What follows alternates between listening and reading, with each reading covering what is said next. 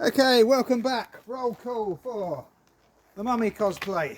Now I made this 10 years ago, even more many years ago than that, 11 years ago in 2014. So I thought it was about time to show you my own version of the Mummy, my customization of what Rick O'Connell wore or wears now, because I like in films where basically, obviously every film, the character changes slightly. So obviously Rick O'Connell changes in every Mummy film, his equipment, his guns, everything. So let's get into it. Now, first of all, sometimes I like to carry this sword.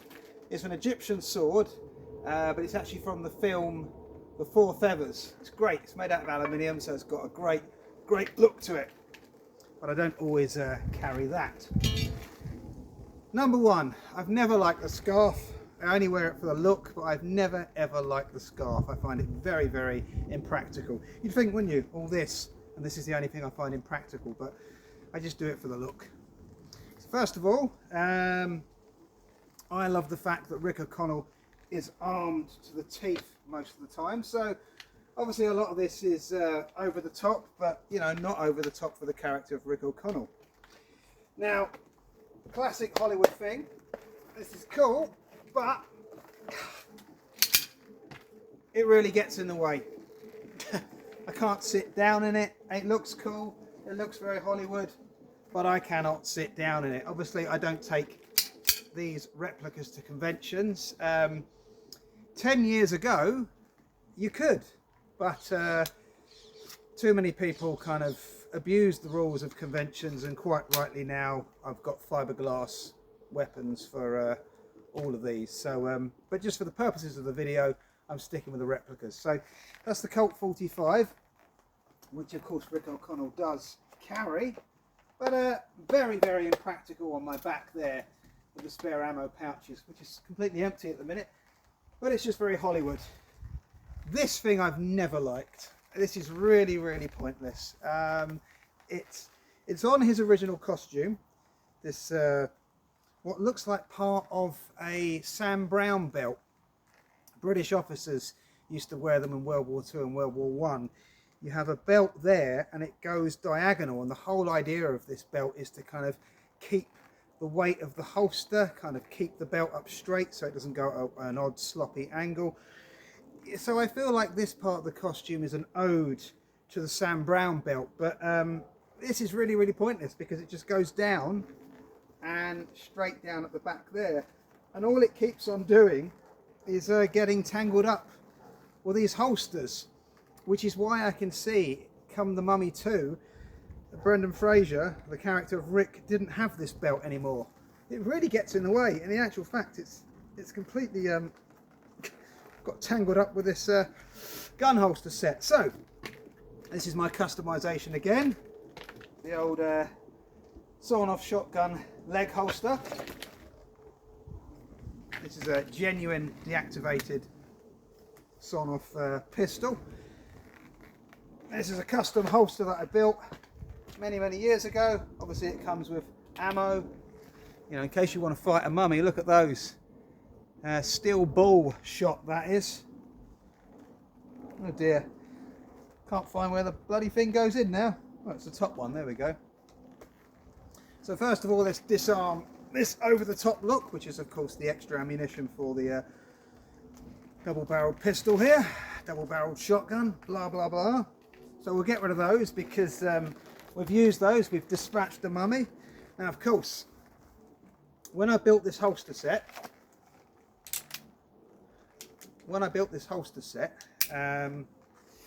basically I built it for a bigger framed pistol. I built this for two Webley 455s because I wanted to give Rick a lot more kind of power. So this is why this entire leather holster looks bigger. It kind of looks a bit more kind of armoured, but it's also built for heavier framed pistols. So that was the idea, it was just a bigger holster set, considering the fact that he changes in holsters in every film.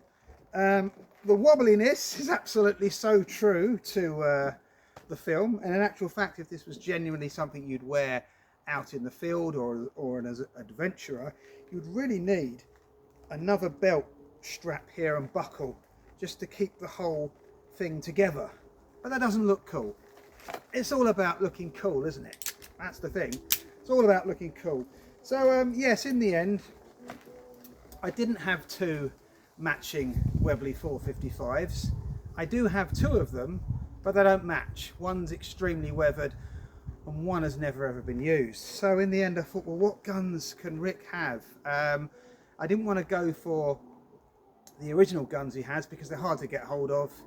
Obviously you can get replicas now, but they're made out of fiberglass, and I didn't want to be playing with fiberglass. I needed the weight. The thing is, this holster set has sat in the loft for 11 years, so it's been flat. So we're getting this kind of business going on, and it really is the weight of the guns that hold it down. And so obviously when this was built originally, it had a lovely kind of finish there, and it stuck down to the shoulders very well. But now it's been flat for quite a while. It's got this annoying kind of rise in it. So anyway, the pistols.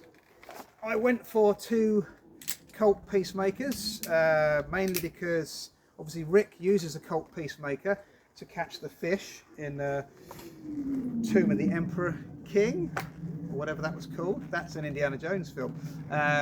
Anyway, the third film, which not many people talk about, he uses that.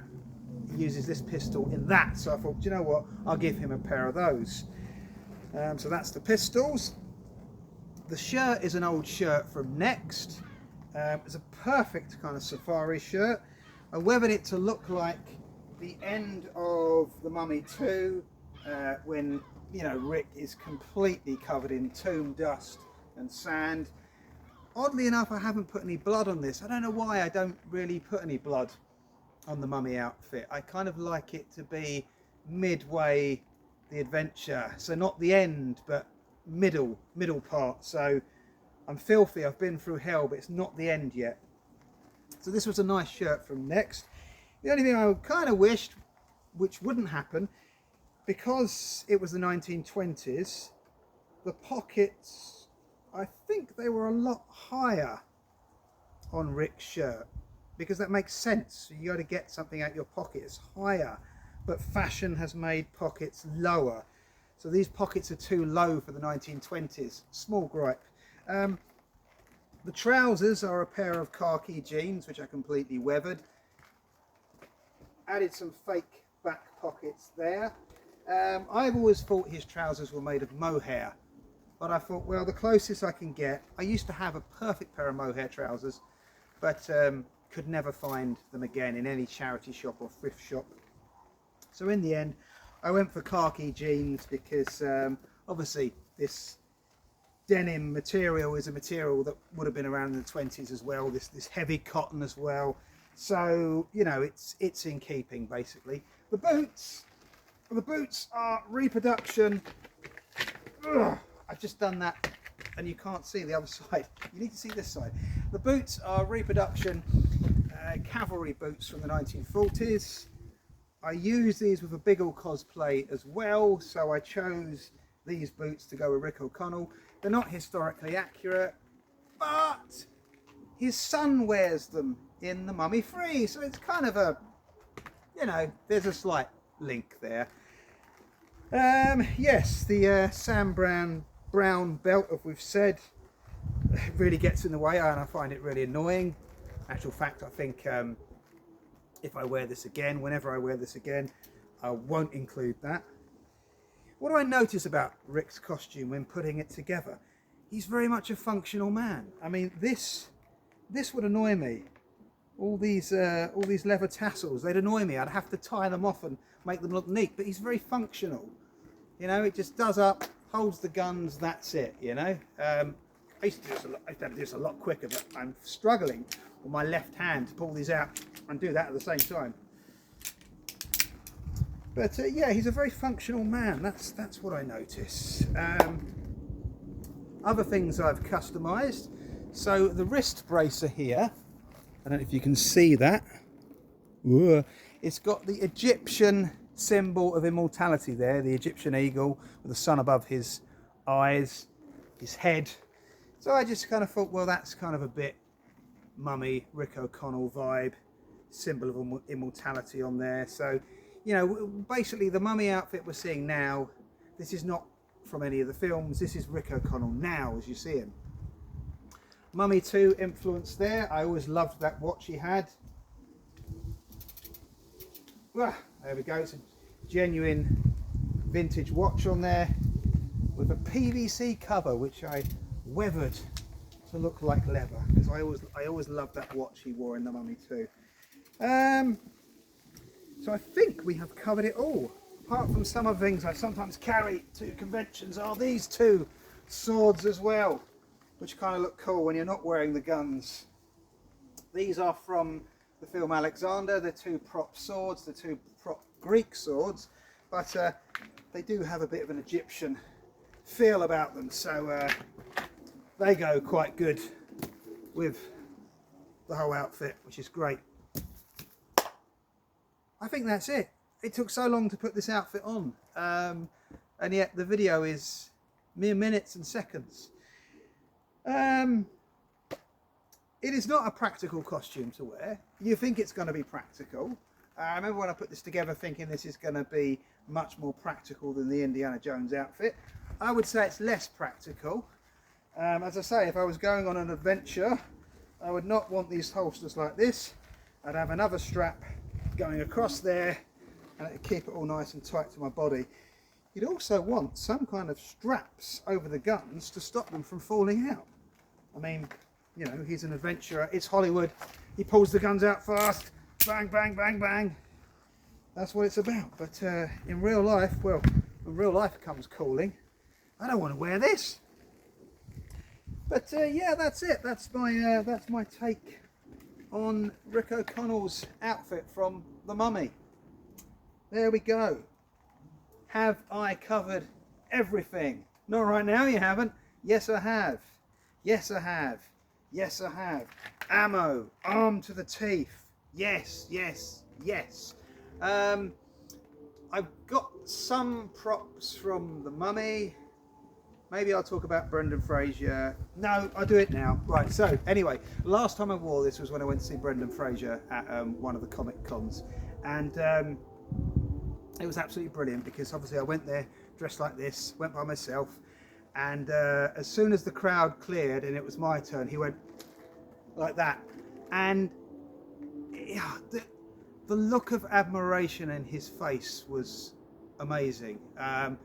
Like when he shook my hand, it was a proper firm handshake, and he just had this look in his eye of like almost like thank you, you know. Because not blowing my own trumpet, I think I was the only one there dressed as him from The Mummy, and it just, yeah, he just looked really appreciative. It was that look of admiration, appreciation. I don't know what it was, but it was heartfelt, you know. So that was cool. It wasn't just here's your autograph, bye, see you later. And he was genuinely interested in what you had to say, because I showed him a couple of pictures because my wife cosplays Evie as well when we do The Mummy, and he was looking at those pictures, and like when I told him where the pictures were taken, he said where, you know. So he was really genuinely interested. Terrible trigger discipline, but these aren't real. Oh, also the other thing is I have no idea at present where I have the dummy bullets for these, but there you go. It's as I say, I built this 11 years ago. I've maybe not worn it for 5 years, hence all this going on. But I wish I had a dummy that I could just rest these on and keep a nice flat thing going down. So there we go.